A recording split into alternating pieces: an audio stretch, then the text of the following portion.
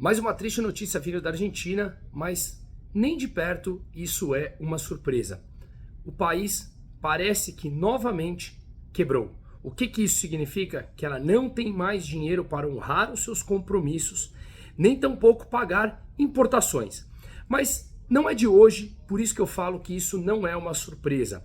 A Argentina vem flertando com o populismo já há algumas décadas, insinua ou tenta sair um pouco, como por exemplo foi com o governo Macri, um pouco mais, digamos, ao centro ou centro-direita, tentou passar algumas reformas, mas não aprovou em absolutamente nada e novamente mergulhou no populismo de extrema esquerda com a Alberto Fernandes e a vice-presidenta Cristina Kirchner, que já havia sido presidente, o seu marido também ali no começo dos anos 2000, e portanto a Argentina sempre gastando mais do que arrecada, se endividando demais e praticando atos como o Brasil fazia lá nos anos 80 ou até 94, quando teve a implantação do Plano Real, ou seja, imprime moeda para fazer frente aos seus gastos correntes. Ela não consegue atrair investidores e, portanto, ela precisa imprimir moeda para conseguir pagar, honrar os seus compromissos, mesmo de salários de funcionários públicos, por exemplo. Portanto, o Estado argentino ele é extremamente grande e ineficiente. Se o Brasil não tomar cuidado, a gente pode sim passar a flertar com esse tipo de política, como a gente já fez nos anos 80 e nos anos 90. Claro, o mundo mudou, mas hoje o Brasil tem um presidente que parece que continua preso àquelas ideias. Mas voltando aqui à Argentina, vou passar alguns gráficos importantes aqui para que a gente tenha em mente o que é que está acontecendo por lá e como um Estado grande, um Estado inchado e ineficiente, ele faz um mal danado à economia. Isso não é do dia para a noite, mas isso são anos de populismo e de gastos extremamente ineficientes e inchados, como eu vim falando aqui. Bom, primeiro de tudo, se nós fizermos um comparativo, e eu vou passar logo adiante nesses gráficos, a desvalorização do peso e do real frente ao dólar, a gente vai ver como o peso se desvalorizou muito mais. Foi mais de 20.000% de desvalorização desde 94, quando o Brasil implantou o Plano Real. O real desvalorizou frente ao dólar por volta de 150% mais ou menos, e o peso argentino mais de 21.000%. Impressionante. Se nós olharmos nesse gráfico aqui, o que a gente vê é o chamado dólar blue. Existe o dólar oficial na Argentina, que está na casa lá dos 225 pesos por dólar, mas esse dólar oficial ele é cheio de restrições, ou seja, o governo impõe um limite máximo às pessoas para comprarem os dólares na taxa oficial, e a gente sabe que qualquer imposição de preço teto leva à escassez e, portanto, você precisa ir no mercado negro para comprar os dólares. E aí, esse é o chamado dólar blue, que estava sendo negociado na sexta-feira da semana passada a taxa de mais de 430 pesos. Dá uma olhada nesse gráfico, a desvalorização que o peso blue teve frente ao dólar, tá?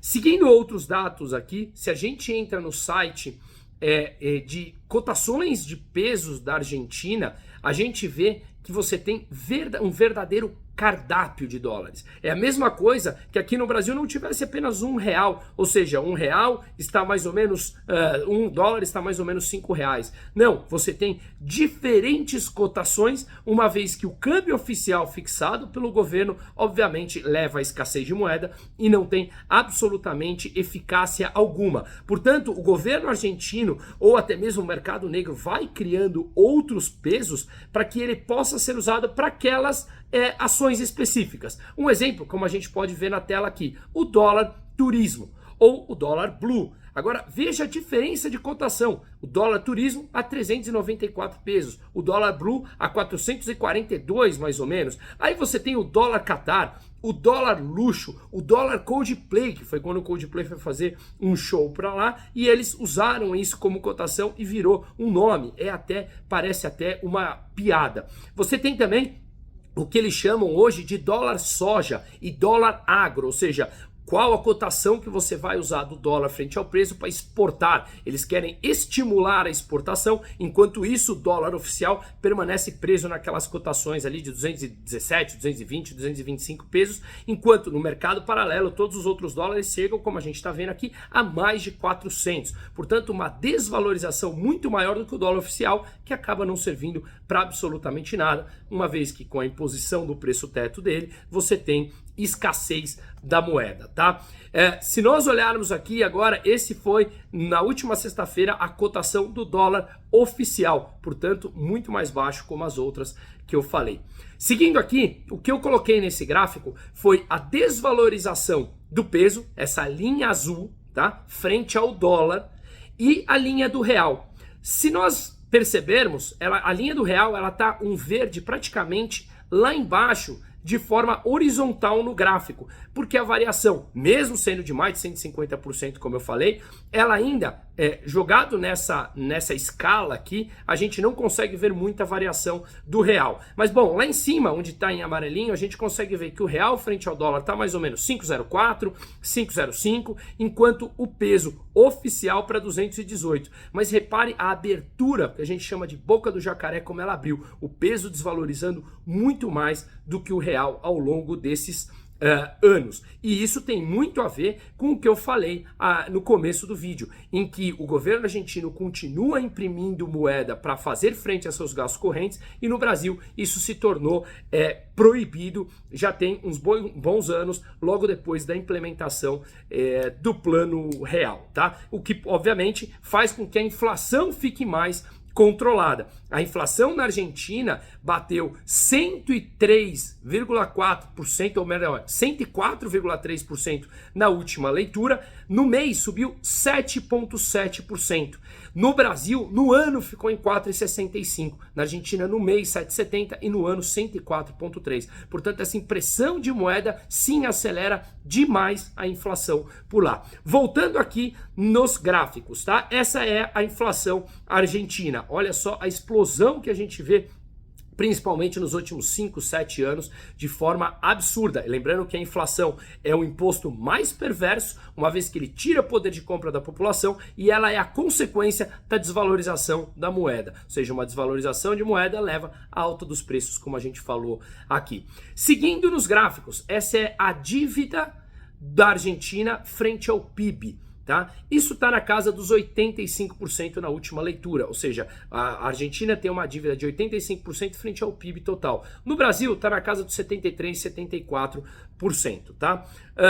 Um outro dado importante, o déficit primário da Argentina, ele vem ocorrendo ali praticamente desde 2011 de forma recorrente. Chegou em 2020 a 8,5% do PIB e no ano passado 4,5% do PIB. Ou seja, todos esses anos em amarelinho, a Argentina gasta mais do que ela arrecada. Portanto, ela precisa ou imprimir dinheiro ou se endividar mais para fazer frente aos seus gastos. E ela também imprime dinheiro, uma vez que não consegue mais arrecadar dinheiro de pessoas ou investidores que queiram emprestar à Argentina, dado todo esse risco que a gente vem falando aqui, tá? Só para efeito de comparação, em 2022 o Brasil teve superávit, ou seja, gastou menos do que arrecadou pela primeira vez desde 2014. Mas as reservas brasileiras estão em 370 bilhões de dólares, tá? Que é o que a gente vai falar agora aqui da Argentina. Vamos lá, por que eu começo esse vídeo falando que a Argentina quebrou?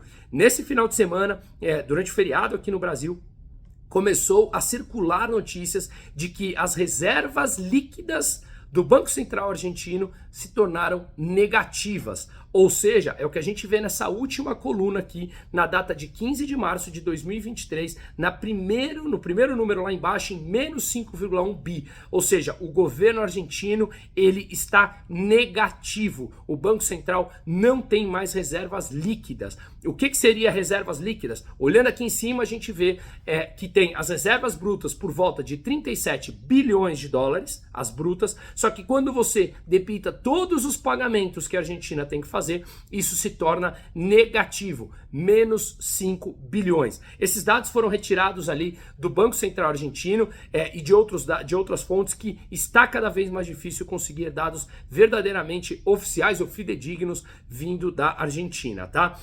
Uma outra perspectiva, esse documento eu peguei do Banco Central da Argentina, em que mostra que as reservas em 19/4 estavam em 7,9 bilhões. Então veja que os dados são díspares, né? Não mostra que já está negativo as reservas líquidas, mas as brutas em 40 bi e aqui mostra a bruta em 8 bi. Então é bem provável sim que eles já estejam no campo negativo e isso faz com que a Argentina não tenha mais dinheiro, não apenas para importar as mercadorias que ela precisa, mas também a honrar os pagamentos que ela precisa fazer. Portanto, provavelmente mais um calote adiante da Argentina, mais uma vez que ela deixará de pagar as suas dívidas. E aí me parece que isso se tornou algo muito habitual desde os anos 2000, em que ela deixa de pagar as suas dívidas por falta de capital e o FMI vai lá e empresta dinheiro para ela e, pelo visto, faz muito vista grossa nas reformas obrigatórias que o FMI impõe, mas ela acaba não executando e aí quando a Argentina quebra, o FMI vai lá e coloca dinheiro de novo, lembrando que o FMI é financiado por muitos países. Portanto, é uma socialização novamente do prejuízo, algo que a gente vem vendo aqui de forma recorrente. Portanto, a Argentina hoje é um país quebrado e aí a gente tem uma perspectiva adiante. As eleições estão se aproximando e tem um candidato que está ali liderando, segundo, terceiro, depende das pesquisas, que é Javier Milei. Ele está muito alinhado com a forma como eu penso. A mídia, obviamente, lida com ele como sendo um governo de extrema direita, onde, na verdade, ele prega a não existência do Estado. Ele é um governo que prega em que você precisa privatizar absolutamente tudo. O governo tem que ser o mínimo do mínimo possível, portanto, não precisaria ter gastos altos tão absurdos e, portanto, não precisaria arrecadar impostos de forma tão grotesca como acontece hoje, estrangulando toda a iniciativa privada. Seria um governo de Javier Milei extremamente liberal / libertário, em que ele prega a diminuição ao máximo do tamanho do Estado numa busca de eficiência muito maior. Ele é um economista e ele vem movimentando milhões de pessoas na Argentina, perdão, e também, o mais importante, jovens. Ele vem conduzindo jovens em que parece que eles, ao menos, começaram a despertar para a falácia socialista, ou seja, um Estado grande, ele gasta muito, ele gasta mal e isso faz com que quem sofra mais é a população e principalmente os mais pobres. Um gasto muito maior, onde o Estado finge dar de tudo de graça, isso cobra um preço no médio e no longo prazo. E quem paga esse preço é sempre o mais pobre através da inflação. O povo argentino parece estar, depois de longas décadas, acordando para esse tipo de coisa, mas aí fica um desafio. Se Javier Milei ou qualquer outro governo que pregue a liberdade, que pregue privatizações, que pregue a diminuição do Estado entrar, ele precisará fazer reformas estruturantes. Essas reformas, elas sim têm um custo alto no curto prazo, elas doem no curto prazo, mas elas levam a um resultado muito melhor no médio e no longo prazo. Será então os argentinos fortes o suficientes para entender que haverá um custo no curto prazo por toda a falácia socialista das últimas décadas? Assim espero, e aqui estamos torcendo por Javier Milei e torcendo acima de tudo pela Argentina, que ela passe a ser um país de privatizações, de abertura de mercado e de liberdades individuais muito longe da falácia socialista.